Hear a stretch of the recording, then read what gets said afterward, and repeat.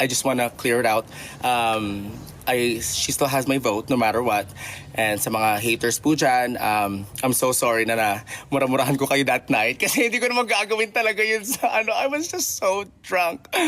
Pero, oo, laos na po ako. I don't care. Kasi wala naman po. Hindi ko naman po kailangan yung pera ng social media. Hindi po ito yung pinagkakakitaan ko. Kasi may asukal di pa naman po ako. Kaya it's okay. But, you know, hindi ko naman pagkakakitaan si Mika. Kaya I just wanna say yung part ko na out of all these years na hindi ako umamin na ako yung kasama niya at siya lahat umako. I'm just saying that ako po yung taong yun. And ako rin yung may part and ako rin yung may kasalanan as a friend for influencing her in a bad way. Kaya that's all.